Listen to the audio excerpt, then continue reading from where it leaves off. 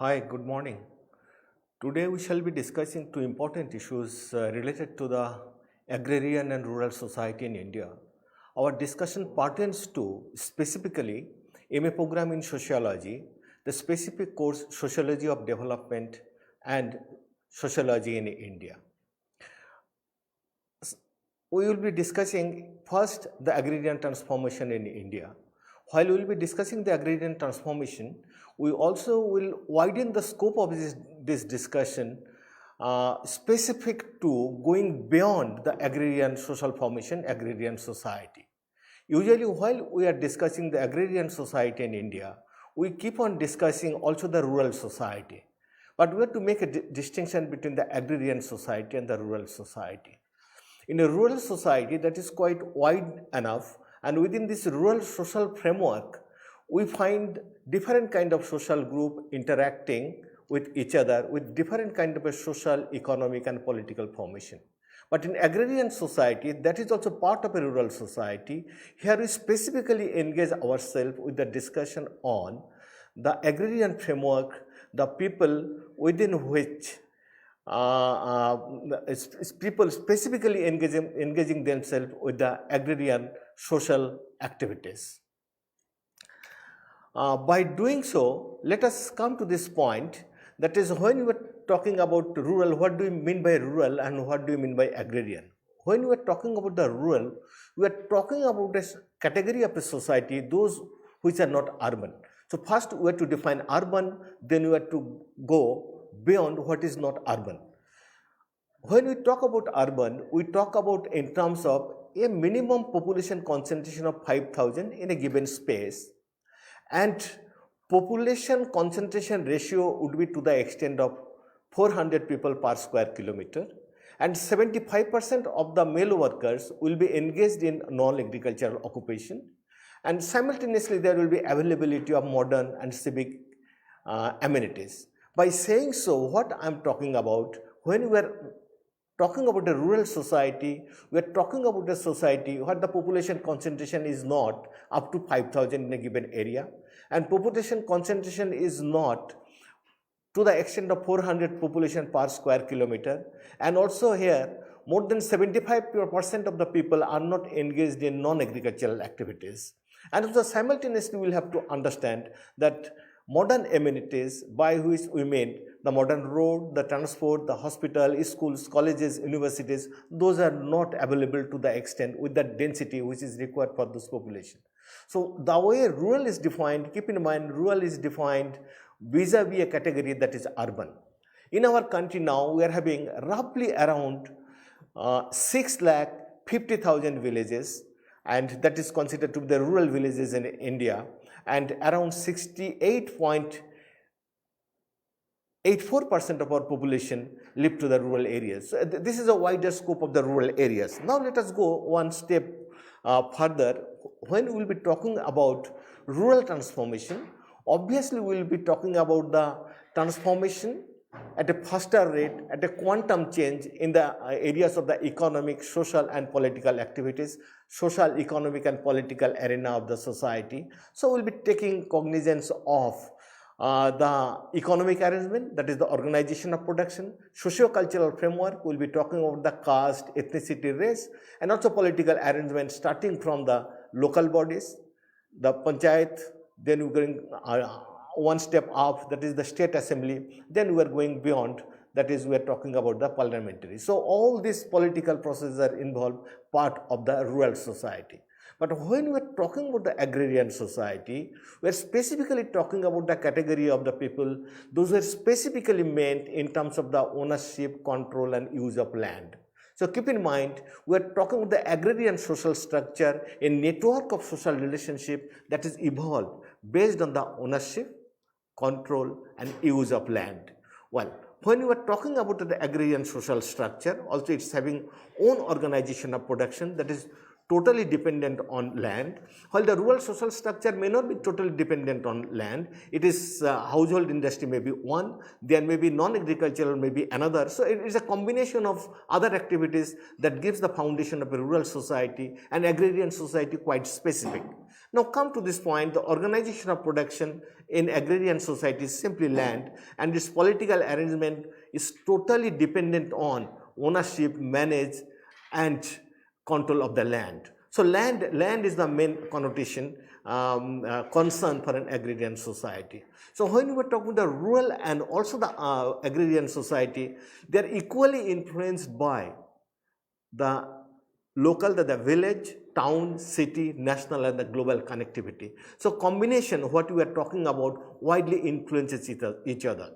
So when we are talking about the economic framework, cultural framework, or the social framework, we have to keep in mind that those are not independent. They keep on intersecting with each other. So intersectionality with the caste, class, ethnicity, agrarian categories widely overlapping, and that influences the status, role and mobility of the social group in a society. Let us go one step further. When we are talking about the rural social structure, within the rural social structure, we find that the organized social group, those are the empirical social group. By empirical means you can see them in their eyes, you can see their existence through their action and activities. And those empirical social groups are quite primordial, and they are inherited and continuing in the agrarian society. One of the social categories are the Varna and the Jati, that is the caste and the Varna system. So when we are talking about the caste system, we are talking a social arrangement that is based on the ritual hierarchy, practice of purity and pollution, the traditional division of labor, that is called occupational hierarchy. Also we are having the practice of endogamy, that is no caste can marry outside own caste. There is also practice of gotra exogamy, that is nobody can marry within the own gotra. So these are the some of the characteristics through which a caste operate in a rural society. So these are the social categories that is founded, that gives the foundation of rural society. Simultaneously in the rural society, we also find the interrelationship between varieties of social groups, varieties of the religious group. Some of the religious group, they are born with the indigenous religion, Hinduism, Jainism. We talk about the enormous variety of the indigenous tribal religion. Those are part of our Indian religious group. Simultaneously, we are also having the religious group like the Christianity and Islam. Those are the religion, and also Zoroastrianism. They came from outside. Gradually, they have been a part of Indian society. So we find a plural fabric of Indian society in terms of the religious formulation, that is multiplicity of the caste, multiplicity of the religious group and multiplicity of the ethnic groups in terms of the language. We can have the varieties of language. As you know, our constitution has recognized roughly around 23 languages. We are having roughly around 1700 dialects spoken in our country. So what we find, enormous proliferation of plurality and plural mosaic of Indian society that is founded on the multiplicity of the caste and varna, then religion, then the ethnicity. But when we are talking about the agrarian society, we are specifically coming to a social category in terms of ownership of the land. So when we are having the ownership of the land, you will find land ownership are not equal. As in earlier cases, so what we find, caste status are not equal. Some of the caste are given the higher status. Brahmin usually get the higher status, followed by the Kshatriya, Vaishya, Shudra, Antaja. So what we find within the each of this caste group, there is enormous varieties of the social group, subcaste. They keep on having their own kind of hierarchy and occupational specialization. Similarly, we find in the agrarian categories, in the agrarian society, a wide variety of economic categories. Those economic categories are not necessarily the empirical category, they are interpretative categories. They are the classes. What are those classes? We can talk about the class of Malik, usually we talk about in terms of the big landowners. They are constructed as the Malik in the rural areas, having huge amount of the land, and they don't engage themselves in the cultivation of the land. They may be hiring the sharecroppers, the tenant, and subletting the land to the others for the cultivation of the land. Then we are having the medial category of the landowners. They partially may be engaging themselves with the land cultivation and also simultaneously hiring the tenants and the sharecroppers. Then we are having small and marginal cultivators. They are the self-sufficient cultivators. They are the cultivators cultivating themselves by using their own kind of labor, the manual labor, etc. like this. So these categories, the landowners, the medium categories, the Kishan, and also what we are talking about, the Chota Kishan, Bada Kishan, like this. And within these categories, we find that there is enormous process of mobility, both upward mobility and downward mobility, but those are circumscribed in terms of ownership, control, and use of land. The ownership, control, and use of land has also been widely influenced with the interpenetration of modern technology, that is agricultural technology, that is tractor, thresher, weedicides, pesticides. So varieties of new techniques are coming. So that is also widely influencing the pattern of landholding in our country. Now, below that, we find the peasant cultivator. They are the self-sufficient peasant. They are the people, they usually don't produce for the market. They produce especially for the consumption of the family. They engage themselves with the land by employing their own kind of labor force. They are also, they may be, part of them may be the sharecroppers or the tenants. So they are the cultivators. They keep on cultivating the land, either having the ownership, even non having the ownership. Another category in the agrarian society, we find that agricultural laborers. They are the people, they are not having the land.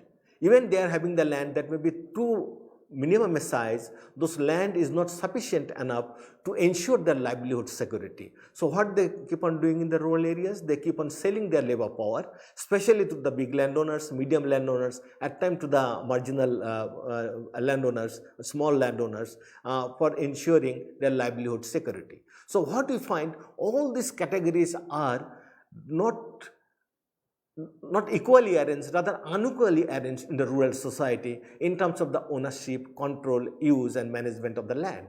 Now, also there is another category in the rural areas. There may be the artisans and the craftsmen, there may be the fishermen. So agricultural categories, the agrarian categories, even though they are predominantly related to the land ownership, many of them may be partly landowners. Then artisan may be part landowners. A craftsman may be part landowners. Similarly, the fishermen may be the part landowners of the small landowners. So we find a multiplicity of the categories. Now at this stage, if we like to have a kind of intersectionality between the agrarian categories to that of the conventional social categories of the caste in our society, it has been widely proven by the studies in India. Take the studies of Professor Andre Bete, take the studies of so many other sociologists, those who have engaged themselves with the agrarian studies. What they found, enormous interface between the caste hierarchy and the agrarian class hierarchy. It has so happened, mostly the big landowners and medium landowners, they have come from the higher caste group. The small and the marginal landowners, they predominantly come from the middle caste group. And peasants, sharecroppers, tenant, and agricultural laborer, they have come from the lowest caste background, maybe the other backward classes, the scheduled tribes, and the scheduled caste. So how do you find the intersectionality between the caste hierarchy and agrarian hierarchy is quite explicit. It was quite explicit in our society during the independent period. Now, what happened post-independent period, we will talk little later. Now, when you talk about the rural society, we also find some of the interactions. Similarly, when we talk about the agrarian society, we find another kind of interaction. But this interaction widely influencing the class and the caste relationship within the society. In rural society, we find enormous interactionality between the great tradition and the little tradition. What is the great tradition? Great tradition are the tradition of those literati, Though mostly in the urban areas, they're the educated people, they're the cultured people having a lot of cultural resources, cultural capital and social capital. So they're the great tradition widely available across the country, and those tradition, since it is literary, it is a written tradition, it is widely available across the country, is available only among the literate people. Then also we are having a folk tradition. The tradition localized one, this is not written, but it is linked to the people's everyday life, everyday kind of interactionality with the local culture. But there is interaction between the local tradition, little tradition and the great tradition. And the interaction between the local tradition and this great tradition has been quite explicit in recent year, when you find many of the folk songs and folk vocabularies are adopted by the Bollywood films, and those are widely used and copied to wide circulation, and you find those local folk tradition musical tune has been universalized. So you find gradual interactionality between the little and great tradition. There is also a process of universalization of certain tradition. There is a parochialization of certain tradition. So what we are talking about, a kind of interactionality which is prevalent in the rural society, and this is also prevalent among the agrarian people. So it is not only rural, it is also as much as agrarian. So in the rural and agrarian society, what we find, especially in the rural society, another two processes of mobility. What we find is Sanskritization. Sanskritization means a process of following the Sanskritic culture by the people, those who are in the lower strata of the hierarchy. What is Sanskritic culture? Sanskritic culture, again, the culture of the literati. Sanskrit culture, culture of the upper caste. They follow certain lifestyle, certain attire, certain dress, certain food habit. So when the lower caste follows those kind of attire, habits, moorings, values of the upper caste, gradually they become Sanskritized, and many of them, the lower caste, keep on claiming the status of the higher caste. So that was one of the phenomenon. There is also another phenomenon of the mobility, that is Westernization. That is, many of the people being educated, accepted the Western values of modernity. There is a process of modernization. There is a Western value of Westernization in terms of the Western language, the dress, food habit, culture, attire, etc. like this. So we find a kind of a mobility interaction among the people in terms of Sanskritization and Westernization. Gradually, rural society has also been part of our democratic process. Then we find a process of secularization in the rural society. What is secularization? That is compartmentalizing one life from the primordial identity of the caste, religion and ethnicity. They are asserting themselves in terms of a secular categories, a peasant, agricultural laborer. So even though there is a kind of a caste and religious interface with this, what we find, there is a process of secularization, dissociating one identity from the primordial formation and what they are ultimately aspiring for, aspiring to be citizen, getting the citizenship identity. That is a part of our democratic process that is widely widening the process of reciprocity, accommodation and emotional union with the rural people. That's why we find even in rural society, despite having multiplicity of the religious and ethnic group, common celebration of Holi, common celebration of Deepavali, common celebration of Eid and Durga Puja. So what you find, a kind of interaction that takes place in the rural society, also part of the agrarian society. Even when those class being defined in terms of the ownership, control and use of land. So agrarian society is not devoid of all those kind of influences of the wider social processes and institutional arrangement in the society. As I already talked about, that is agrarian society has also encountered and encountering an enormous process of mobility. How this mobility has hampered with the introduction of new state policies. It is usually talked about till India got independence that India lives in villages, India lives in agriculture. And what we found, that is, when India got independence, roughly around 90% of its workforce was dependent on agriculture. More than 92% of its people are living in the rural areas. When the Britishers came to India, they introduced a permanent settlement to the land, that is 1793. By doing so, what they did, they brought a category of intermediaries in the land holding, that is Jotdar, Jamindars, Talukdars. They become the big landowners in the society, and they become a category of the intermediaries between the actual tiller of the land and the state. So that the intermediary categories. And what by the time India was getting independence, those influence of these intermediary groups became quite predominant, and they become the dominant group, and the other groups in the society, those who are not statistically significant, even socially significant, they become quite prominent in the rural society in terms of their both empirical and statistical strength. Many of the studies shows that before India got independence, land ownership becomes so unequal. Those were the big landowners, those are the intermediary groups, and the peasantry, that those are the Mahaldari system.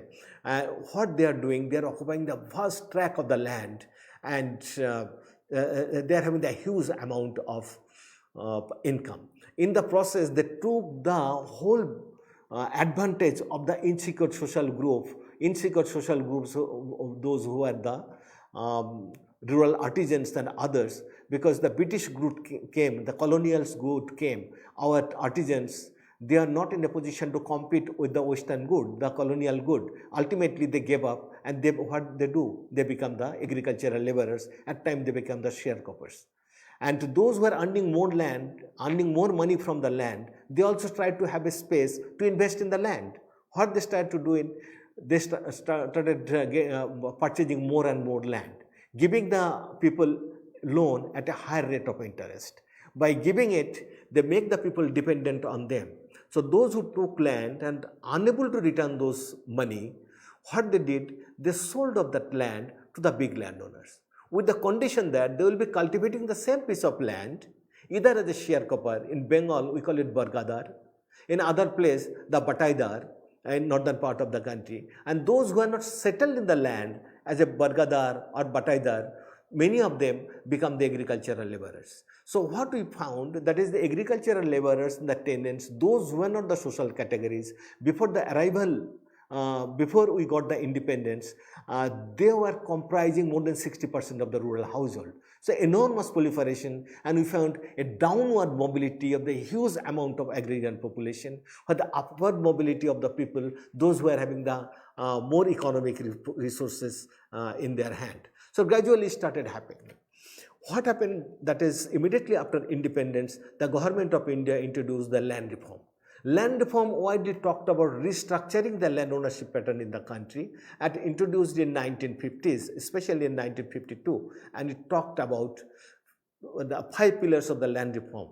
Number 1, land ceiling. That is, nobody can have more than 25 acres of land. Gradually it was reduced in 1971. That is, nobody can have more than 17 acres of land. So those who are having the surplus land, those will be taken possession by the state, and these will be distributed among the landless people. So one was the land ceiling, second part was the land distribution. Third important part was the tenurial security, that is the tenurial security of the sharecroppers, bataidars, and the tenants. Those who are having the land from the big landowners to cultivate on a sharecropping system, so they can't be evicted on will by the landowners. So gradually they are given a security, a statutory security to them. And also earlier the division was at the whims of the big landowners. Now the state decided the share of produce will be 60%, it will not be 50%, provided that the landowners are giving other kind of inputs, that is the cost of cultivation, the cost of labor, cost of seed, cost of fertilizer. If they are giving, there will be those kind of security. So we find so far 3, that is land ceiling, land distribution, and third it came tenurial security. Also it talked about the 4th thing, land consolidation. When lands are distributed among the people, so it will be quite difficult to bring the small species of land under cultivation by the small landowners. There was the talk about this cooperative farming. So people will come under cooperative farming. Some people will gather together and they will introduce a cooperative model of farming in agriculture. The last thing came in terms of productivity of the land. The land productivity is to be increased. So there will be more and more investment on the land in terms of bringing modern technologies, etc. like this. So it is widely talked about, but what happened ultimately out of that? It has shown majority of the studies, starting from Daniel Thorner, Andy Thorner, and also the economist, a good number of sociologists, that downward mobility of the poor peasant, those who starting from the British period, those are not stopped even after the implementation of the land reform. That because land reform was not implemented in true spirit in most part of the country. That's why those were the vulnerable categories, they become downwardly mobilized. And out of the downward mobility, what they showed that downward mobility made more and more people to get concentrated as landless agricultural laborer, as tenant, and many of them got horizontally mobilized. That is, they mobilized from the rural to the urban areas as migrant laborer, and many of them joined the unorganized labor force in the urban areas. Now, if we look into the rural changing agrarian framework now, it is quite interesting that there have been phenomenal changes in the agrarian society. That is, we have found that there is a land reform. Simultaneously, mid-60s onward, the government of India introduced the agrarian reform, especially for the Green Revolution. The Green Revolution wisely talking about introducing modern technology, the thresher, tractors, irrigation facilities, chemical fertilizers, and also give other kind of supports, that is institutional support to the cultivators to bring revolution in the land. So they identified certain parts of the country, that is northern part, it was Punjab, Haryana, Western UP, also some parts of South and Maharashtra it was identified in 1969. That was the Ford Foundation and Swaminathan, our famous agricultural scientist, they planned that, and out of this planning, what we found, enormous agricultural growth started taking place. Now, our per hectare cultivation output, agricultural outputs, those were only to the extent of 6 to 7 quintal per hectare. It increased by 1972-73 to the extent of 17 hectare. Now India produces to the extent of 26 quintal per hectare. So what we find, enormous proliferation of agricultural production. So India becomes total stakeholder, a victorious participant in the Green Revolution in the world. So we found two things. One is the agrarian reform, that is the land reform, and the Green Revolution. But what has happened in terms of landholding? Because it is when we are talking about the agrarian social structure, we are talking about the ownership, control, and management of the land. Landman ratio, that is when India got independence, our per household landholding was to the extent of 2.5 hectare per household.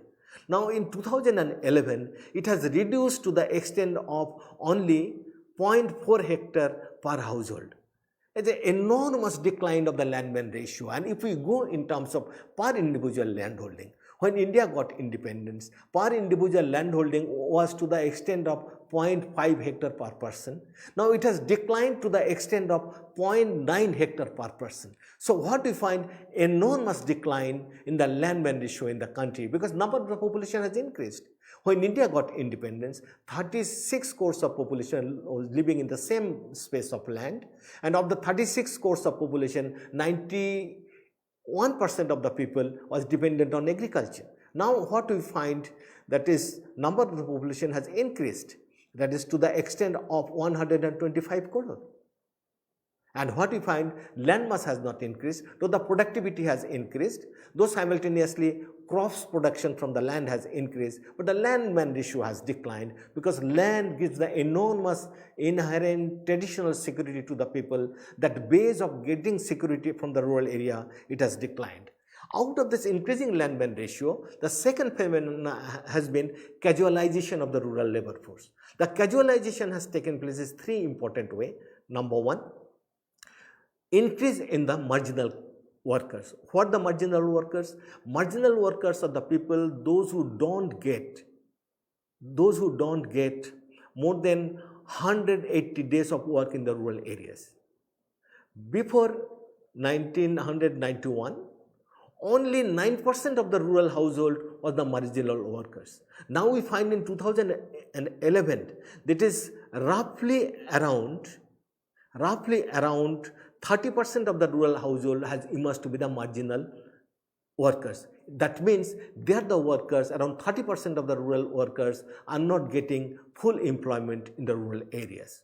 Second amount of marginalization is casualization is taking place, that is in terms of increasing landlessness in the rural areas. Now we find those who are the landless and the semi-landless owning only to the extent of 0.04 hectare, their proportion to the rural population has increased to the extent of 40.2%. The enormous increase of this landless and semi-landless people. Now another important categorization of this, that is gradual eviction of the cultivators or replacement of the cultivators by agricultural laborers. Cultivators, those who are comprising more than 49% of our agricultural population, what we find gradually their portion has declined to the extent of only 24%. They are the cultivators, but those who are the agricultural laborers, they are comprising to the extent of 19% of the rural labor force in 1981. Their proportion to the rural population has increased to the extent of 35%. So what we find, an enormous amount of casualization of the rural force. What casualization means? Three important things: no secured income, number two, no livelihood security, number three, declining social economic status in the society. Simultaneously, if we look into the rural society, though people living below the poverty line has declined in our country, till now 28% of the rural population living below the poverty line. Ultimately, what is happening out of this, we find that is gradually population shifting from rural to the urban areas. Now, as I told earlier, around 91 to 92% of our workforce in rural area was dependent on agriculture. Now it has declined to the extent of only 48%. Now 48% of our workforce in the rural areas are dependent on agriculture. Now what is happening if you come to the other area, that is what the rural population is going, where are they working? Now we find in the rural area itself, 45% of the rural workforce now dependent on non-agricultural occupation, either as a milkman, either as a thelawala, small businessman, or they are migrating from the rural to the urban areas as a migrant laborer. So what we find, the agrarian scenario, the agrarian framework, those who have emerged, it has made the lower section of the agrarian population more vulnerable in terms of their economic status. Social status, as I told already, they are the people has remained widely encountered by the lower status in the society. Now, if we look into that, now we find there has been in the rural area a kind of a transformation in terms of the political arrangement of the society. What of the change, as I told earlier, in the rural area, we find that is widely affecting the agrarian social structure, that is changing political arrangement in the rural area. There has been assertion of the citizenship right and the democratic institution. Village Panchayat institution has emerged one of the powerful institution in the rural areas to be the flag bearer of citizenship rights of all sections of the rural population and all sections of the agrarian population. When we talk about the citizenship right, we talk about the right of equality, fraternity and justice, right to livelihood security, and also right to get a dignified existence in the society. Those citizenship rights widely enumerated in our constitution, that is part 3 of our constitution, widely talks about the very noble civil fundamental rights, the foundation of citizenship rights, and those citizenship rights are in the making and assertion in the rural areas with the interpenetration of so many other forces, other arrangement, institutional arrangement taking place in the society. What are those? Number one, the local bodies, the Panchayat Raj institution. Even though there was the Panchayati Raj institution, the village panchayat, it started working from 1952 onwards. But it is only in 1982 the Panchayati Raj institution was made a statutory body. So it is a statutory body. Whatsoever decision is taking, it is to have some legal implication. It requires some kind of compliance on the part of other bodies, other institution, administrative institution in the country.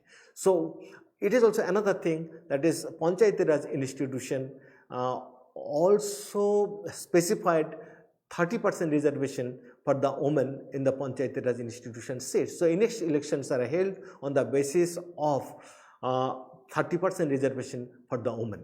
So we find it is two important parts. One is that it is a legal statutory body. Second important part we are talking about in terms of reservation for women, scheduled caste and scheduled tribe. Now what has happened, important part is that when we are talking the agrarian society, this section of the population, the tribal population, scheduled caste population, the women working population, they form the chunk of the agrarian workforce. So they have got an instrument to assert for their rights in the rural areas. So that is widely affecting the agrarian social structure, the interrelationship between the agrarian population, the landowners, the tenants, the sharecroppers and the agricultural laborers.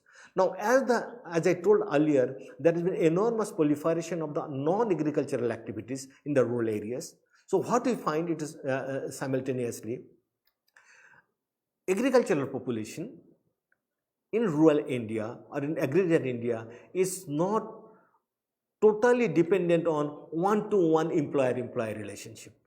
What is that? Earlier they are dependent totally on landowners for getting employment, totally on landowners to get a piece of land to cultivate, totally on the landowners to be dependent on loan during the days of their calamities or any other exigencies or regular need. Now we find other kind of institution has taken place because they are working in other areas as a thelawala, maybe as time migrant workers, at time some other kind of self-employment. So there have a multiple employer-employee relationship. Though work has remained the same, keep in mind, though the work has remained the same, but the work relationship has undergone a phenomenal change. It has been widely contributed by with the arrival of new institutions in the society. What are those new institutions? The banking institution. Bank is helping the rural people to get loan and also other kind of supports. So the village panchayat office to giving them other kind of supports. So what we find, a kind of scenario which has emerged as an instrument for the empowerment of the rural people. Now whatsoever I have said, this is said, it may be appearing a kind of a sociological vocabulary of ideal type, but this phenomenon is taking place. A host of studies are conducted by the student of sociology across India. It shows that the agrarian social relationship is undergoing a phenomenal change, widely caused by number one, migration, number two, interpenetration of the so many other institutional arrangement, or also of the Panchayati Raj institution. There are aberrations, there may be some limitation, and those limitations needs further probing and inquiry. Similarly, we find the citizenship rights of the rural and agrarian people widely articulated through their representative, those who are representing in the state assembly and also in the parliament, because their voices are representing in the assembly and the parliament through their representative. So through the assertion of the citizenship right, the citizenship identity, they are in a position to speak for themselves through their representative. But other part of the rural politics is that the agrarian politics is that intersectionality between the caste politics, regional politics, the communal politics with that of the religious politics. That is one of the phenomenon. There are several studies on the fractionalism in rural politics, caste in rural politics, religion in rural politics. We find that that has widely taken place. M.N. Srinivas's famous doctrine of dominant caste widely talked about the dominant caste phenomena and the politics. What it told about in the rural area, and that is also quite relevant for the agrarian society. What it talked about in the rural area, 1960s, 70s, there was the enormous proliferation of the dominant caste. Dominant caste, initially they are the people of the higher caste, and later on we find it is not only higher caste, dominant peasant caste also came to these categories. They are the people, they are having the higher ritual status, and they got access to modern education, took the benefits of agrarian reform, took the benefits of green revolution, and started capturing the power, emerged to be more dominant section in the society. So what we find, there had been enormous emergence of dominant caste in some parts of the country. So that has also widely affected the caste, the nexus between the caste and politics in Indian society. If till now 68% of rural population, Indian population living in the rural areas, and caste is a determining factor in Indian politics. So that is a fact we have to reckon with, and that need to be recognition. Similarly, religion and politics that comes in. So what we find within this whole process, there has been the emergence of two important emergence. One is that penetration of state-sponsored initiatives and also civil society initiative. Those are widely influence the agrarian social structure, and it is important that student of sociology and general citizenry should know what are those rural development initiatives. Those are available or made available, and those widely affected the rural social framework, also the agrarian social framework. We can identify some of the program to talk a little bit. We are having the land reform program. It has altered the agrarian and the rural social structure. The Bhudan movement of 1951 and 60s, that is widely influenced the rural social structure. The community development program of 1952, it came in a big flow in 1952. That is, if the whole country is to be developed, the development should start from the community level. The community development program became one of this phenomenon, widely accepted that. It altered many of the pre-existing social relationship in agrarian society. Then Government of India started the National Extension Program 1952, the Panchayati Raj Program 1959, the Integrated Agricultural District Program 1960s, the High Yielding Variety Program started in 1965. Small Farmers Agency Program started also in 1969. Marginal Farmers and Agricultural Laborers Development Agency, that's an institutional arrangement to empower the marginal farmers and agricultural laborer. It came in 1969. Then we find the Integrated Rural Development Program that also spread in 1971. Then we find enormous programs are given specially meant for the employment generation, and those are the Rural Industrialization Program, the Crash Program for Rural Employment, Food for Work Program, National Rural Employment Program. And now we find that is now reinvented in another name. I'll come a little later to that. That is, we are talking about the Rural Landless Employment Guarantee Program, Jahar Rozgar Yojana, Employment Assurance Scheme, Jahar Gram Samriddhi Yojana. A similar kind of program is started proliferating in many parts of the country. And all those programs, keep in mind, these are not the program of the state government. This is the program of the central government. There are so many state government programs. So one of the program, Nobel program, the Antodaya program. It started from Rajasthan. Those were the poorest of the poor. So first those are to be targeted. So the target oriented program was accepted by many of the states. Similarly, we find the program that is Tribal Area Development Program, Tribal Development Program, Drought-Prone Area Development Program, Command Area Development Program, Desert Area Development Program, Integrated Rural Energy Program. So these are the programs widely meant for the various segment of the rural population. Then it came in 1971-72. This is 20-point program and revised 20-point program in 1975. Training of the rural youth for self-employment 1979.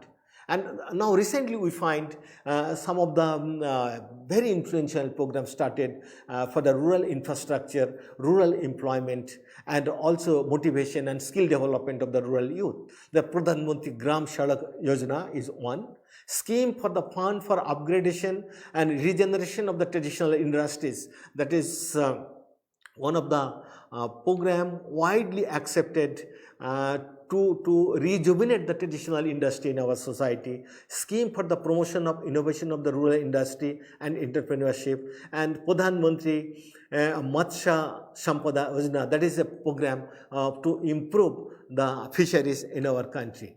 Then also we find Deen Dayal Upadhyay Gramin Kaushal Yojana. It is widely meant for the skill development among the rural youth. Then we find similarly a program for the Rashni, that is the skill development scheme for the tribal youth. National Rural Livelihood Mission is another scheme, and we find widely accepted, applauded across the globe, that is Mahatma Gandhi National Rural Employment Guarantee Scheme. That is another scheme widely now implemented in rural India. Now, what we find within this whole process, with the penetration of all those programs, we find the rural area and the agrarian population, both the rural population in terms of their caste combination and the agrarian population in terms of their ownership, control and use of land, they have not remained an isolated category. They have been widely motivated to get engaged with varieties of economic activities in terms of one capacity and the choice. Now, have they got that capacity? That is what the crucial point, that is, have they got that capacity? Capacity means educational entitlement. Capacity means social network. Capacity means economic capital. Capacity means the social and the political connectivity through which they can convert their liability into a resource. For that, what is important is that education. We find that till now the rate of employment, rate of education in rural area has remained quite low, and rate of skill development has been quite low. And for the improvising of that education, for improvising the capacity for self-employment, there have been varieties of this program, and those programs are widely implemented with the intervention of, number one, NGO, non-governmental agencies. Many of the non-governmental agencies working in the rural area, and these non-governmental agencies are trying to generate an amount of not only awareness, amount of consensitization of the rural population to be aware of their capabilities for self-employment, capabilities to be aware, capability to be not dependent, rather capability to assert their right in terms of equality, and also to stand firm in terms of their position in the society.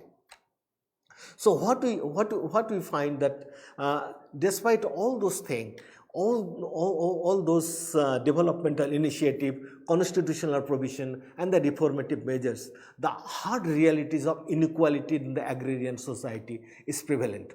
What are those prevalent hard realities of the rural society and in general, an agrarian society in particular? Landlessness. That is one. Increasing landlessness has become a phenomenon. Illiteracy and lack of skill has been another phenomenon. Poverty, as I told, 28% of the rural population is live below the poverty line, and intersectionality in terms of caste, we will look into lower the position in the caste hierarchy, lower the position in the ethnic hierarchy, higher is the possibility of landlessness, higher is the possibility of illiteracy, higher is the possibility of poverty, higher is the possibility of unemployment, higher is the possibility of feudal domination, higher is the possibility of migration and uncertainty for the rural population. So what we find that also, despite all those novel state-sponsored initiative, we find varieties of negative element have remained integrated, have remained embedded with the rural society, and processes are in the being, processes are initiated to break the barriers of those negativity, of those negative backward dimension of the agrarian society, that is the landlessness, illiteracy, poverty, unemployment. The question may come, that is, if there is no land, we can give more land. So what can be given?